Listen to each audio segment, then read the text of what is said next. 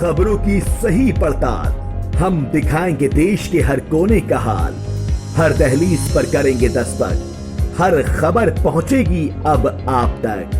भरोसा आपका, खबर हमारी, क्योंकि हम हैं Panchdoot news group, the voice of youth. Panchdoot news group से जुड़ने के लिए विजिट करें हमारी वेबसाइट www.panchdut.com। आप हमें magazine@panchdut.com पर मेल भी कर सकते हैं। पुनीत वर्मा, पंचदूत न्यूज ग्रुप की ओर से आपको हनुमानगढ़ के समाज सेवी बलराज जी दानीवालिया से आपका परिचय करवाना चाहूँगा, जिन्होंने काफ़ी लंबे समय से जनता की सेवा की, उनके संघर्ष में कंधे से कंधा मिलाकर उनका सहयोग किया। आज उन्होंने भाजपा पार्टी को अपना समर्थन दिया है। हम इनसे जानना चाहेंगे कि वो जनता को इस भाजपा पार्टी को समर्थन देकर किस तरीके से वो समाज सेवा कर सकते हैं और आगे इस विषय में उनकी क्या सोच है। बलराज जी। सर्वप्रथम तो मैं पंचदूत ग्रुप को बधाई देना चाहता हूं कि आपने मेरे को ये इतना जो मान बख्शा, मेरी आपने इंटरव्यू के लिए मेरे को आज समय दिया। 2013 मैंने पिछला जो विधानसभा चुनाव था वो मैंने जमींदारा पार्टी से हनुमानगढ़ से लड़ा था। उस चुनाव में मेरे को हनुमानगढ़ की सारी विधानसभा से, गांव-गांव, शहर से बड़ा अच्छा समर्थन मिला था।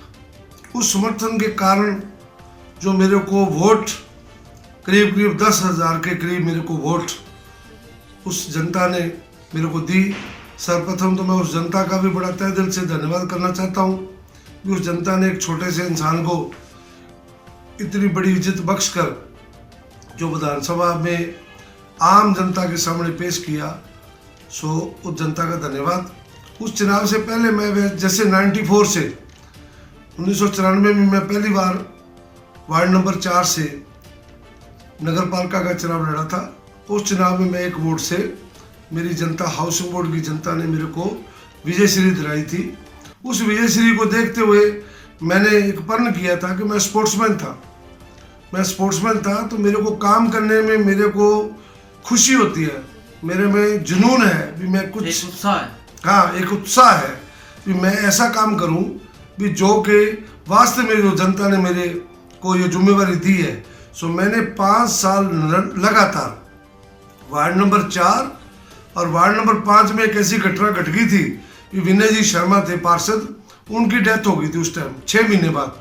उसके बाद उनकी धर्मपत्नी मीना जी शर्मा को निर्विरोध हमने पार्षद बनाया और वो वार्ड नंबर 5 मैंने 4 और 5 लगातार 4.5 साल मैंने वो वार्ड को भी संभाला और दोनों वार्डों में, मेरे वार्ड में मैंने 1 करोड़ के समथिंग काम करवाया और जो मीना जी का वार्ड था उसमें 1 करोड़ 8 लाख का मैंने काम करवाया। मैं सभी जनता के बीच में फिरते हुए मैंने अच्छी सेवा की। सेवा का जो फल था, जो आगे आने वाला चुनाव था 1999 का, उस चुनाव में मेरी धर्मपत्नी वार्ड नंबर 5 से चुनाव लड़ी और फिर उसी जनता ने फिर उसी प्यार के साथ, उसी उत्साह के साथ फिर मेरी धर्मपत्नी को नगर पालिका का पार्षद बनाकर नगर पालिका में भेजा। चेयरमैन का हमारे को कैंडिडेट बनाया गया भारतीय जनता पार्टी द्वारा, लेकिन वो कहते हैं भी भाग्यवंश 2 वोट से हम उस चेयरमैन 1999 वाला जो चुनाव था उसमें 2 वोट से हम चुनाव हार गए।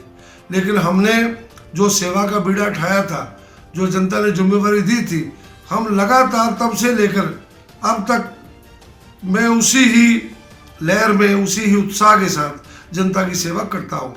उसी के कारण ही मैं 2013 में जो मैंने पिछला विधानसभा चुनाव लड़ा था उसमें मेरे को अपार समर्थन मिला था, बहुत लोगों का साथ था। लेकिन इस बार 2018 का चुनाव है, किन्हीं कारणों के कारण मैंने चुनाव लड़ने का मानस स्थगित कर दिया। स्थगित करने के बाद जो भारतीय जनता पार्टी को हमारा परिवार था जो, वो शुरू से ही 1951 में हमारे दादाजी पहले फाउंडर मेंबर थे। अडवाणी जी होरों के साथ, ये अटल बिहारी वाजपेयी जी के साथ, मुरली मनोहर जोशी जी के साथ, उसी कड़ी को मैंने रखते हुए आगे सभी या हाउसिंग बोर्ड वासी, इलाका निवासी जो भारतीय जनता पार्टी के मेंबर थे, वो मेरे पास आए भी, आप बलराज सिंह जी आप हमारा साथ दो, डॉक्टर राम प्रताप जी का साथ दो। डॉक्टर राम प्रताप जी भी आए। सो मैंने सभी लोगों से राय मशवरा करते हुए मेरे मन में ये था कि मैं भारतीय जनता पार्टी में इतने साल से रहा हूँ, सो मैं वापस भारतीय जनता पार्टी में डॉक्टर राम प्रताप जी के समर्थन में इस चुनाव में मेरे को आना पड़ा। सर, मैं आपसे जानना चाहूँगा कि आप जब युवा रहे, आप स्पोर्ट्समैन थे, स्पोर्ट्समैन के अंदर एक उत्साह और एक संगठन की भावना शुरू से ही कूट कूट कर भरी रहती है जी, और आपने उस भावना को जिंदा रखते हुए इतने साल समाज की सेवा भी की जी, और आपने भाजपा के संगठन में कार्य भी किया जी। तो मेरा क्वेश्चन आपसे ये है कि भाजपा के अंदर आपको कोई कमी लगी, या जिस हाउसिंग बोर्ड ने आपका इतना सहयोग किया उनको कहीं कुछ ऐसा अखरा कि आपने पिछला जो चुनाव है वो संगठन से थोड़ा हटकर आपने ऐसा निर्णय लिया कि आप चुनाव मैदान में आए और आपने अच्छा अपना प्रदर्शन भी किया जी। तो मैं इस संबंध में जानना चाहूँगा कि आप इस विषय में क्या कहना चाहोगे, जनता आपसे जानना चाहती है। देखो, मैं वॉलीबॉल का नेशनल लेवल का प्लेयर था। मैं पैतृक गांव मेरा पंजाब में दानेवाड़ा गांव है मेरा। यहाँ आके मैंने आपको बताया भी पार्षद बनने के बाद मैं युवा मोर्चा में भी रहा, उपाध्यक्ष रहा, फिर मैं जिला उपाध्यक्ष रहा, फिर मैं जिला अध्यक्ष रहा, फिर मैं प्रदेश कार्यकारिणी में गया, फिर मैं प्रदेश कार्यकारिणी में मंत्री बना। सो अलग अलग किसान मोर्चे में मेरा, राष्ट्रीय शिक्षक संगठन में भी मैं जिला अध्यक्ष रहा। बोलो अलग अलग भारतीय जनता पार्टी की शाखा की जितनी भी काफ़ी शाखाओं में मैंने काम किया। सो काम करते हुए को मेरे को एक लगन पार्टी भारतीय जनता पार्टी में तो हम शुरू से हमारा परिवार था, लेकिन टिकट मैं 2003 से मांग रहा था लगातार। जब भी पूरे चुनाव आता था विधानसभा का, मैं टिकट मांगता था। 2003 से शुरू की थी, 2003 में मांगी, टिकट नहीं मिली, मैं भारतीय जनता पार्टी के साथ रहा। 2008 में मैंने मांगी, टिकट नहीं मिली, मैं भारतीय जनता पार्टी के साथ रहा। 2013 में मैंने टिकट मांगी, टिकट नहीं मिली। सो मेरे जो कार्यकर्ता थे, साथी थे, उसमें बहुत सी ज़्यादा संख्या 90% संख्या थी जो वो भारतीय जनता पार्टी के कार्यकर्ताओं की थी भी आपको चुनाव लड़ना चाहिए। सो सबसे पहले मैंने त्याग पत्र दिया पार्टी से, और फिर मैंने उन कार्यकर्ताओं की बात को रखते हुए मैंने ये चुनाव लड़ना का मानस बनाया। और उस चुनाव में मेरे को बहुत अच्छा लोगों का जो प्यार मिला, लोगों में उत्साह था। लेकिन वो चुनाव एक ऐसा चुनाव था, मोदी जी की लहर चल रही थी। उस मोदी जी की लहर के कारण जो सारा का सारा वातावरण राजस्थान का था, वो सारे का सारा वातावरण भारतीय जनता पार्टी की तरफ हो गया, और भारतीय जनता पार्टी के यहाँ से कैंडिडेट डॉक्टर राम प्रताप चुनाव जीत गए। सो उसके बावजूद भी मेरे में वो स्पोर्ट्समैनशिप थी। मैंने सोचा कि कोई बात नहीं, अपने को बहुत अच्छी वोटें मिली है, तो घर से भी ऐसे उपदेश थे भी आप सेवा करनी है। तो मैं लगातार 5 साल मैंने जनता के बीच में रह के मैंने कभी नहीं सोचा मैं चुनाव हार गया। मैंने सोचा भी मेरे को इतनी बड़ी वोटें मेरी जनता ने 10,000 जो वोट दी है, तो मैं यहाँ बड़े बड़े कैंडिडेट थे, मेरे से बहुत बड़े बड़े कैंडिडेट थे, उनको तो वोटें बिल्कुल नामात्रा वोटें आई। तो फिर इस दृष्टि से मैंने जनता की आवाज़, आज तक भी जनता की आवाज़ बनकर मैं जनता के बीच में चल रहा हूँ। अब मैं वापस पूर्णतः भारतीय जनता पार्टी में फिर आ गया हूँ। जो मेरे अधूरे काम थे, जो मेरे मन में है, वो मैं काम भारतीय जनता पार्टी के में रहकर उन कार्यों को मैं पूरा करने की कोशिश करूँगा। सर, मैं आपसे एक बात और पूछना चाहूँगा कि डॉक्टर राम प्रताप जी जो हनुमानगढ़ के विकास दूत के नाम से जाने जा रहे हैं, अब आपका उनसे पर्सनल जो रिलेशन है वो उसका एक अनुभव हमको। पर्सनल रिलेशन तो ऐसे है जी कि सबसे पहले तो मैं भारतीय जनता पार्टी का सिपाही हूँ। दूसरी बात, जो डॉक्टर राम प्रताप जी की धर्मपत्नी है वो मेरी धर्म की बहन बनी हुई है। सो रिश्ता भी है और पार्टी भी है। अब ये रिश्ता, एक पार्टी और रिश्ता, वो एक और भी रिश्ता, एक अलग प्रकार का रिश्ता हो जाता है। और ये रिश्ता है मेरा आज भारतीय जनता पार्टी में। और आगे मैं एक बात और कहना चाहूँगा, ये जो विधानसभा चुनाव चल रहा है वो डॉक्टर राम प्रताप जी के विकास दूत की आपने बात कही भी 93 में जब डॉक्टर राम प्रताप जी पहली बार एमएलए बने थे, भारतीय जनता पार्टी के सिंबल पे 1993 में पहली बार डॉक्टर साहब को एमएलए बनने का मौका मिला। लेकिन उससे पहले एक आवाज़ उठी थी हनुमानगढ़ में कि हनुमानगढ़ जिला बनना चाहिए। सो लेकिन भाग्यवंश डॉक्टर साहब एमएलए बने। एमएलए बनने के बाद जब भैरव सिंह जी को राजस्थान के मुख्यमंत्री बनने का मौका मिला, सो मैं उनको सलूट करता हूँ भैरव सिंह जी को भी आज हमारे बीच में नहीं है, लेकिन वो योद्धा आदमी, उस आदमी मुख्यमंत्री बनने के बाद उन्होंने डॉक्टर साहब के पूछा कि डॉक्टर साहब आपको मंत्री पद चाहिए या आपको ये अपने जिला चाहिए। डॉक्टर राम प्रताप जी ने उनको पढ़ते ही कहा कि मेरे को मुख्यमंत्री जी जिला दे दो, मंत्री पद मेरे को नहीं चाहिए। लेकिन उनकी मैं फिर सलूट करता हूं उनको कि भैरव सिंह जी ने हमारे को जिला भी दे दिया और डॉक्टर राम प्रताप जी को मंत्री भी बना दिया। उस मंत्री के कारण, उस जिले के कारण, जो हनुमानगढ़ एक बड़ा छोटा सा गांव था, मैं इसको गांव ही मानता हूं कि छोटी तहसील थी, विधानसभा थी, लेकिन वो आज हनुमानगढ़ डॉक्टर राम प्रताप जी द्वारा जो जिला बनाया, उस जिले का जो स्वरूप है, आज राजस्थान के 38 जिलों में टॉप के जो 2-3 डिस्ट्रिक्ट आते हैं उनमें से आज हनुमानगढ़ का जो शुमार हो रहा है भी आज इतना अच्छा जिला, अच्छी रोडें, अच्छे अंडरब्रिज, अब 13 अंडरब्रिज बने हैं, 2 ओवरब्रिज बने हैं, तीसरा ओवरब्रिज सतीपुरा के जो चौराहा है उस पर और बन रहा है बठिंडे की तर्ज पे, जैसे गोल ओवरब्रिज बनता है वो बनने जा रहा है। फिर यूनिवर्सिटी यहाँ आ गई, 381 करोड़ का, मतलब कम से कम मोटा 3 अरब रुपए का एक बहुत बड़ा प्रोजेक्ट है, आरओ प्रोजेक्ट, जो कि अपने को शुद्ध पानी मतलब फिल्टर द्वारा होकर अपने प्रत्येक घर में पहुंचेगा। क्योंकि हनुमानगढ़ में पानी अपने को ट्यूबवेल का पानी मिलता था जिसमें बहुत बड़ी मात्रा में शोरा था, लेकिन वो प्रोजेक्ट 2 साल में तैयार होकर हर घर में 3 मंजिल तक अपने को फ्री में पानी मिलेगा, बढ़िया शुद्ध पानी मिलेगा। सो स्कीम तो बहुत है। इन कामों के कारण मैं प्रभावित था डॉक्टर साहब से भी। देखो डॉक्टर साहब में शैली है काम कराने की, जो शैली उनमें है वो शैली मैंने, सीधी बात करनी चाहिए, वो शैली मैंने आज तक किसी में नहीं देखी राजस्थान में।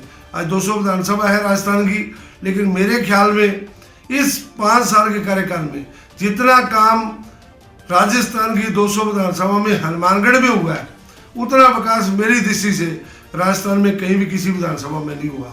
गांव गांव खाड़ा, हम 80% किसान हैं, गांव गांव में खाड़ा बन गया, कोई खेत नहीं बचा जहां पक्के खाड़े नहीं डॉक्टर साहब ने बढ़ाए, कोई ऐसी नहर नहीं बची जो डॉक्टर साहब ने पक्की नहीं करवाई। जीएसएस गांव गांव में इतने जीएसएस लग गए, बहुत से गांव जो 24 घंटे लाइट में जोड़ दिए। मतलब इतने काम है जिस काम को गिनाने लगे तो बहुत लंबा टाइम लगेगा। मैं इन कामों के कारण और पुरानी पार्टी के कारण और मेरे हाउसिंग बोर्ड के को मैं कभी नहीं छोड़ सकता, जो कि मेरा 1993 में जो इन्होंने मेरा बूटा लगाया था। वो कहते पेड़ लगाते हैं तो उसको पानी डाल के उसको पेड़ को बड़ा करता है इंसान, लेकिन मैं एक छोटा सा पौधा था, मेरे को लगाया था हाउसिंग बोर्ड वासियों ने, लेकिन उस पेड़ को ये पानी डालते गए और मैंने यही सोच रखा था कि जो मेरे को जिन्होंने पौधा लगाया है, जो इसमें पानी डाल रहे हैं, इस पेड़ में कहीं ऐसी बदबू नहीं आए, इस पेड़ पे ऐसा कोई दाग नहीं लगे, इस पेड़ के कारण किसी को ये नहीं हो भी उनको छाया नहीं मिल रही। सो मैंने उस पेड़ बन के पूरी कोशिश की है अभी तक लगातार 1994 से लेकर अब तक 18 साल ये ऊपर वाले निकल गए, 6 साल वो, 25 साल लगातार मैंने हनुमानगढ़ की सेवा कर रहा हूँ। और मेरा प्रण है, आपके माध्यम से मैं और कहना चाहूँगा, मेरी सोच है कि मरते दम तक, जब तक भगवान ने श्वास दिए है, मैं मेरे माता पिता का, मेरे दादा दादी का, जिन्होंने जो मेरे को ये उपदेश देकर भेजा था, मैं उनको कभी भी इस चीज़ में नीचा नहीं होने दूंगा। मेरी हाउसिंग बोर्ड की जनता को कभी भी मैं नीचा नहीं होने दूंगा। जो उन्होंने मेरे को जिम्मेवारी दी है वो मैं जिम्मेवारी मेरे तय जिंदगी तक मैं निभाता रहूँगा। ये मेरा प्रण है जी। और डॉक्टर, आपसे मैं जानना चाहूँगा कि आपकी निकटतम प्रतिद्वंदी पार्टी कांग्रेस के लिए आपका विचार। कांग्रेस पार्टी का जहाँ तक विचार है, मैं कहता हूँ मेरे को समझ नहीं आ रही कांग्रेस पार्टी की कि कांग्रेस पार्टी के पास पहली बात तो कोई कैंडिडेट ही नहीं है। और यदि जो कैंडिडेट है, मेरी आदत है साफ बात करना, मैं कभी भी लुक छुप के बात नहीं करता और सच्चाई कहता हूँ।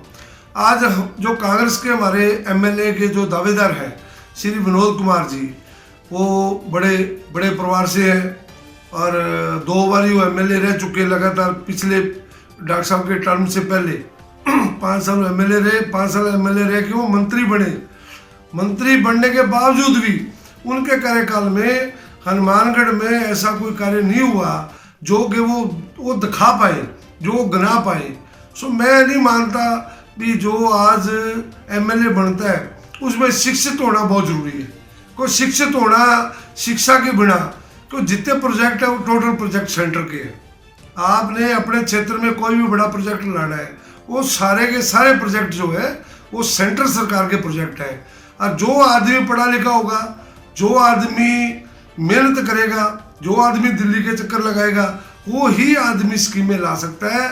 लेकिन मैं नहीं सोचता, अब 13 अंडरब्रिज बने हैं, अब विनोद जी 10 साल रहे हैं, मंत्री भी रहे हैं, एक भी अंडरब्रिज नहीं बना उनके टाइम में। अब डॉक्टर राम प्रताप जी 13 अंडरब्रिज लेकर आए हैं। सो मेरा तो ये सोच है कि विनोद जी, लोग कहते हैं कि वो शरीफ आदमी है, वो मैं भी कहता हूँ विनोद जी शरीफ आदमी है, बहुत अच्छे आदमी है। लेकिन भाई जब जो आदमी एमएलए बनता है, जो लोगों की भावना है, जो लोगों ने वोट डाल के एमएलए बना के विधानसभा में भेजते हैं, वो अच्छा आदमी का हम क्या करेंगे जब अच्छा आदमी हमारे क्षेत्र का कोई विकास नहीं करा पाता। हम जनता को 5 साल के लिए जिम्मेवारी देती है, पार्षद को, जिला परिषद, पंचायत समिति, एमएलए, एमपी, वो इसलिए जिम्मेवारी देती है कि इस आदमी को हमने चुनकर भेजा है, ये आदमी हमारे क्षेत्र का विकास कराए। और जब विकास ही नहीं होगा तो 5 साल वो बन गया, 5 साल वो बन गया। ये जो रीत चलती आ रही 5-5 साल वाली, हम तो, हमारा तो एक ही कहना है कि यदि डॉक्टर राम प्रताप जी ने काम करवाए हैं तो डॉक्टर राम प्रताप जी को इस क्षेत्र का फर्ज बनता है कि उनके कार्यों का अपने को उनको फल देना, उसके कारण उनको वोट डालने का। यदि विनोद कुमार जी में कांग्रेस की बात आई है, मैं कहता दावा करता हूँ 4 साल 11 महीने विनोद कुमार जी एक भी चीज साबित कर दें। 60,000 वोट मिली थी विनोद जी को, वो एक भी बात साबित कर दें कि मैंने 4 साल 11 महीने मैंने किसी का, मान लो इस क्षेत्र की मैंने कोई समस्या सुनी है और मैं जनता के बीच में आया हूँ, तो मेरे को आप निश्चित जगह बैठा लेना। ये बात मैं कहना चाहता हूँ कि विनोद जी ने कोई भी मुद्दा नहीं उठाया, कोई भी संघर्ष नहीं किया, कोई भी जनता के बीच में नहीं आए। अब सिर्फ 1 महीना पहले आए हैं, वो भी उनको चुनाव लड़ना था, अब चुनाव लड़ेंगे, टिकट उनको कांग्रेस ने दे दी है और चुनाव वो लड़ेंगे। चुनाव के बाद क्या फैसला करती है हनुमानगढ़ की जनता, मैं नहीं मानता भी। आज के युग में, जो आजकल इंटरनेट युग है, मतलब जनता मतलब सूरज चांद तक पहुंच चुकी है, ऐसे युग में भी अपनी ये स्थिति रहेगी तो मैं नहीं सोचता वो इलाका कभी कामयाब हो सकता है। अच्छे पढ़े लिखे आदमी को ही मौका मिलना चाहिए। धन्यवाद। थैंक यू जी, आपने मेरे को ये मौका दिया। मैं आपका भी बहुत तहे दिल से धन्यवाद करना चाहता हूँ भी आपके कारण एक छोटे से आपके भाई को मौका मिला लोगों के बीच में ये आवाज़ पहुँचाने का। बहुत बहुत धन्यवाद आपका।